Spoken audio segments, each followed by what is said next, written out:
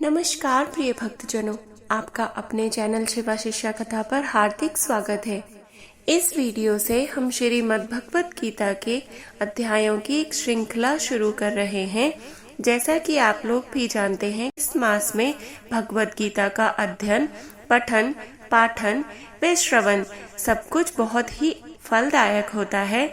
इसका महात्म्य भी हम साथ ही लेकर आए हैं और दोनों वीडियोस हम साथ साथ सुबह के समय में पोस्ट कर देंगे।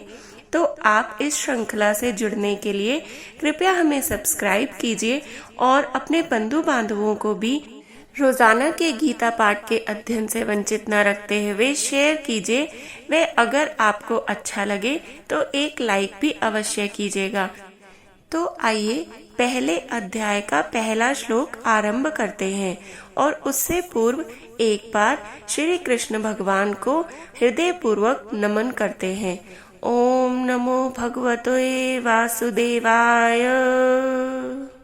धृतराष्ट्र ने कहा, हे संजय, धर्म भूमि कुरुक्षेत्र में एकत्रित युद्ध की इच्छा वाले मेरे और वहां पांडु के पुत्रों ने क्या किया?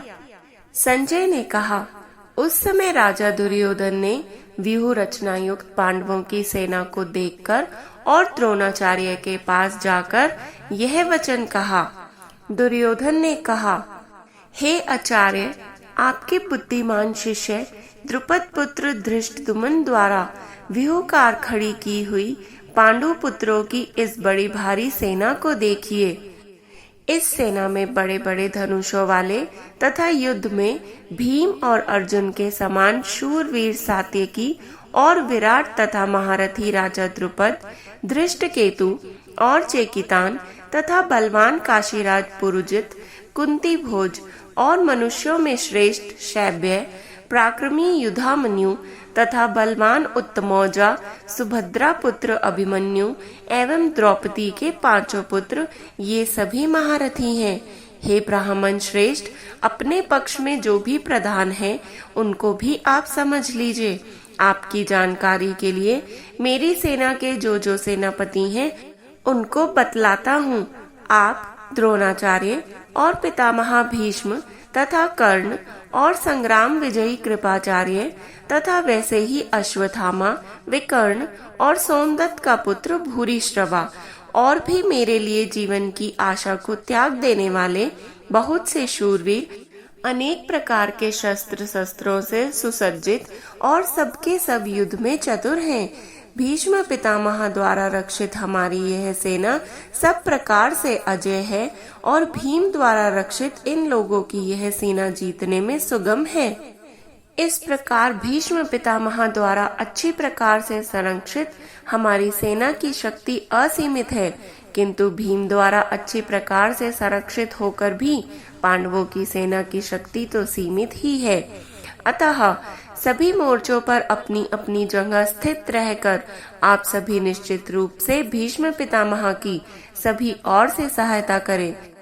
तब कुरुवंश के वयोवृद्ध परम प्रतापी पितामह भीष्म ने दुर्योधन के हृदय में हर्ष उत्पन्न करते हुए सिंह गर्जना के समान उच्च स्वर से शंख बजाया। तत्पश्चात अनेक शंख, नगाड़े, ढोल, मृदंग और सींग आदि बाजे अचानक एक साथ बज उठे। उनका वह शब्द अति भयंकर था। तत्पश्चात दूसरी ओर से सफेद घोड़ों से युक्त उत्तम रथ पर आसीन योगेश्वर श्री कृष्ण और अर्जुन ने भी अलौकिक शंख बजाए। हृदय के सर्वस्व ज्ञाता श्री कृष्ण ने पांचजन्य नामक, अर्जुन ने देवदत्त नामक और भयानक कर्म करने वाले भीमसेन ने पौंड्रक नामक महाशंख बजाया। हे राजन, कुंती पुत्र राजा युधिष्ठिर ने अनंत विजय नामक और नकुल तथा सहदेव ने सुघोष और मणि पुष्पक नामक शंख बजाए।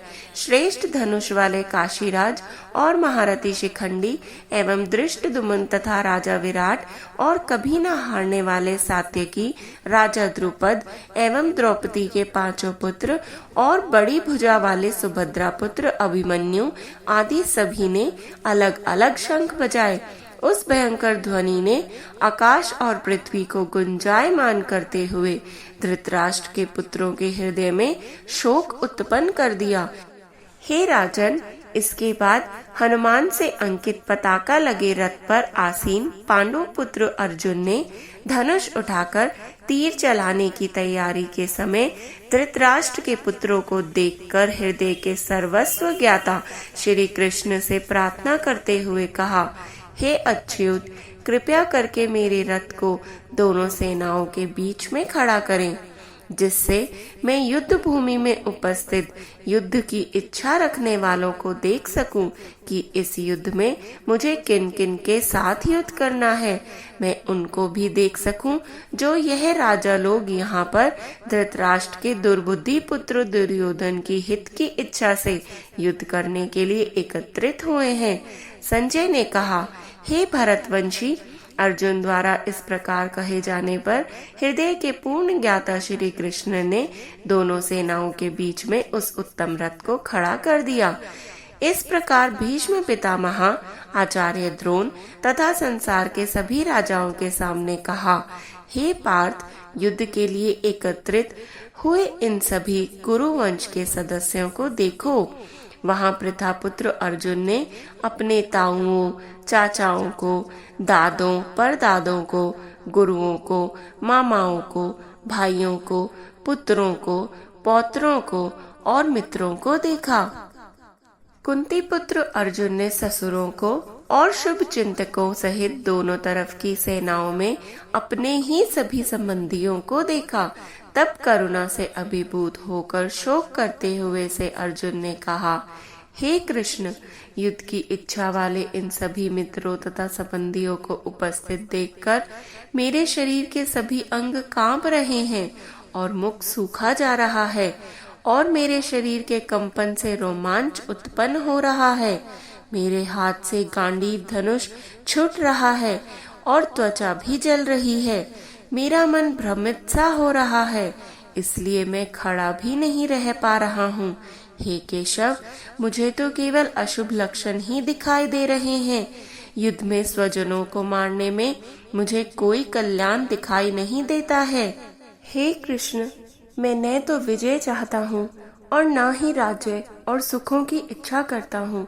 हे गोविंद, हमें ऐसे राज्य, सुख अथवा इस जीवन से भी क्या लाभ है जिनके साथ हमें राज्य आदि सुखों को भोगने की इच्छा है, जब वे ही अपने जीवन के सभी सुखों को त्याग करके इस युद्ध भूमि में खड़े हैं। गुरुजन, परिवारीजन, पुत्रगण, पितामह, मामा, ससुर, पौत्रगण, साले और सभी संबंधी भी मेरे सामने खड़े हैं। हे मधुसूदन, मैं इन सभी को मारना नहीं चाहता हूँ, भले ही यह सभी मुझे ही मार डालें। तीनों लोकों के राज्य के लिए भी मैं इन सभी को नहीं मारना चाहता, फिर पृथ्वी के लिए तो कहना ही क्या है।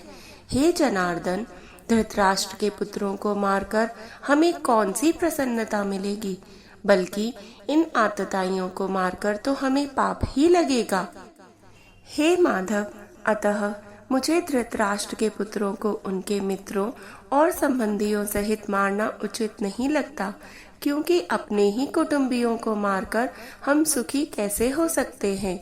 यद्यपि लोभ के कारण इन भ्रमित चित्त वालों को कुल के नाश से उत्पन्न होने वाले दोष दिखाई नहीं देते हैं और मित्रों से विरोध करने में भी कोई पाप नहीं दिखाई देता। पर हे जनार्दन, हम लोग तो कुल के नाश से उत्पन्न दोष को समझने वाले हैं, क्यों ना हमें इस पाप से बचने के लिए विचार करना चाहिए। कुल के नाश से सनातन कुल धर्म नष्ट हो जाते हैं तथा धर्म का नाश हो जाने पर संपूर्ण कुल में अधर्म फैल जाता है। हे कृष्ण, अधर्म अधिक बढ़ जाने से कुल की स्त्रियां दूषित हो जाती हैं और स्त्रियों के दूषित हो जाने पर अवांछित संतानें उत्पन्न होती हैं। अवांछित संतानों की वृद्धि से निश्चय ही कुल में नारकीय जीवन उत्पन्न होता है। ऐसे पतित कुलों के पितृ गिर जाते हैं, क्योंकि पिंड और जल के दान की क्रियाएं तो समाप्त ही हो जाती हैं। इन अवांछित संतानों के दुष्कर्मों से सनातन कुल धर्म और जाति धर्म नष्ट हो जाते हैं। हे जनार्दन, जिनका कुल धर्म नष्ट हो गया है, ऐसे मनुष्यों का अनिश्चित काल तक नरक में रहना पड़ता है, ऐसा हम सुनते आए हैं। ओह, कितने आश्चर्य की बात है कि हम लोग बुद्धिमान होकर भी महान पाप करने को उद्यत हो गए हैं। जो राज्य और सुख के लोभ से अपने प्रियजनों को मारने के लिए हम सब इतने आतुर हो गए हैं। यदि मुझ शस्त्र रहित विरोध न करने वाले को धृतराष्ट्र के पुत्र हाथ में शस्त्र लेकर युद्ध में मार डाले तो भी इस प्रकार मरना मेरे लिए अधिक श्रेयस्कर होगा। संजय ने कहा। इस प्रकार शोक से संतप्त हुआ मन वाला अर्जुन युद्ध भूमि में यह कहकर बाणों सहित धनुष को त्याग कर रथ के पिछले भाग में बैठ गया। इस प्रकार उपनिषद, ब्रह्म विद्या तथा योग शास्त्र रूप श्रीमद् भगवद गीता के श्री कृष्ण अर्जुन संवाद में धर्म कर्म युद्ध योग नाम का पहला अध्याय संपूर्ण हुआ। हरिओम तत्सत। इसी प्रकार से द्वितीय अध्याय का श्रवण करने के लिए व प्रथम अध्याय के महात्म्य को श्रवण करने के लिए हमें सब्सक्राइब करें और परिवारजनों के साथ वीडियो को अधिक से अधिक शेयर करें व एक लाइक कृपया अवश्य करें और जपते रहें हर हर महादेव।